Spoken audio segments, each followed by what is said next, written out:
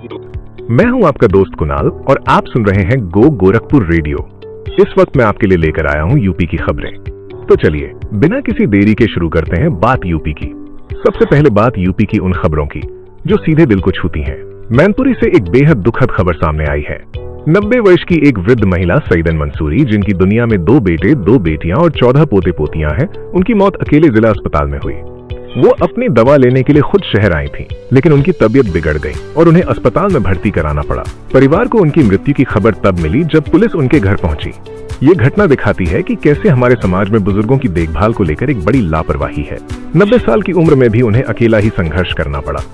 अब बात करते हैं ग्रेटर नोएडा के निक्की हत्याकांड की। इस मामले में पुलिस ने आरोपी विपिन भाटी, उसकी मां, बड़े भाई और पिता को गिरफ्तार कर लिया है। पीड़िता के पिता ने मुख्यमंत्री योगी आदित्यनाथ से न्याय की गुहार लगाई है और कहा है कि विपिन को सीने में गोली लगनी चाहिए और उसके घर पर बुलडोजर चलना चाहिए। वहीं एक नया वीडियो भी सामने आया है जिसमें आरोपी के परिवार वाले दावा कर रहे हैं कि घटना के समय पति और ससुर घर पर नहीं थे और निक्की ने खुद को आग लगाई थी।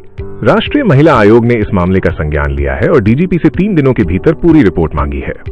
इसके साथ ही आगरा में पुलिस और औषधि विभाग की टीम ने एक बड़े नकली दवा रैकेट का भंडाफोड़ किया है। इस कार्रवाई में 3.5 करोड़ रुपए से ज्यादा की नकली दवाएं और 1 करोड़ रुपए हवाला के जरिए लाए गए नकद बरामद किए गए। ये सिंडिकेट पुडुचेरी से दवाएं मंगाकर उन्हें लखनऊ के पते पर भेजता था और आगरा से उनकी कालाबाजारी की जाती थी। ये रैकेट 11 राज्यों तक फैला हुआ था। प्रदेश में लगातार बारिश ने कई जगह कहर बरपाया है। फतेहपुर के बिंदकी में एक कच्चा मकान गिरने से 3 लोगों की मौत हो गई, जिसमें एक मां, एक बेटा और पत्नी शामिल है।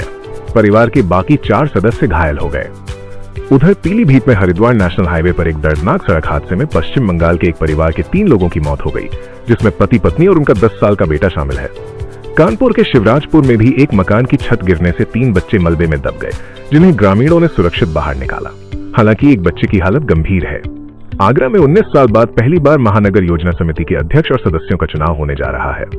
इस समिति में 6 विकास खंडों की 97 ग्राम पंचायतें शामिल होंगी, जिन्हें अब शहर जैसी सुविधाएं मिलेंगी, जैसे घर घर कूड़ा उठाना और सीसीटीवी की निगरानी। गाजीपुर में सुभासपा विधायक बेदीराम से उलझने पर सीएचसी जखनिया के अधीक्षक डॉक्टर योगेंद्र यादव को उनके पद से हटाकर सीएमओ कार्यालय से अटैच कर दिया गया है। बरेली नगर निगम ने सार्वजनिक स्थानों पर गंदगी फैलाने वालों पर कड़ा जुर्माना लगाने का प्रस्ताव रखा है। अब पालतू कुत्ते से गंदगी कराने पर 5,000 रुपए, बारात घर के बाहर कचरा फेंकने पर 25,000 रुपए और सार्वजनिक जगहों पर थूकने पर 500 रुपए का जुर्माना लगेगा। सोनभद्र में उत्तर प्रदेश के सबसे बड़े रिहंद बांध का जलस्तर 869 फीट पार कर गया है, जिसके बाद रविवार आधी रात को बांध के 5 फाटक खोल दिए गए। इससे निचले इलाकों में बाढ़ का खतरा बढ़ गया है। हाथरस और अलीगढ़ में आलू किसानों की चिंता बढ़ रही है। इस साल आलू को बाजार में अच्छा भाव नहीं मिल रहा है। पिछले 4 महीनों में हाथरस में केवल 35% और अलीगढ़ में 30% आलू ही बाजार में जा पाया है। लागत बढ़ रही है और किसानों का मुनाफा कम हो रहा है। कानपुर और आसपास के जिलों में कोबरा और करैत सांपों के काटने के मामले बढ़ रहे हैं। पिछले 16 महीनों में 418 लोगों को इन सांपों ने डंसा है। अंतरिक्ष यात्रा से लौटे ग्रुप कैप्टन शुभांशु शुक्ला का लखनऊ में जोरदार स्वागत किया गया। डिप्टी सीएम ब्रजेश पाठक और महापौर ने उनका एयरपोर्ट पर स्वागत किया। सीएमएस स्कूल के 3000 बच्चों ने परेड निकालकर और सांस्कृतिक प्रस्तुतियां देकर उनका अभिनंदन किया।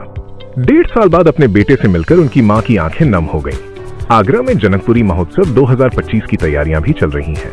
इस बार मिथिला महल जोधपुर के एक महल की तरह बनाया जाएगा, जो 250 फीट चौड़ा और 125 फीट ऊंचा होगा। उत्तर प्रदेश में मानसून फिर से सक्रिय हो गया है।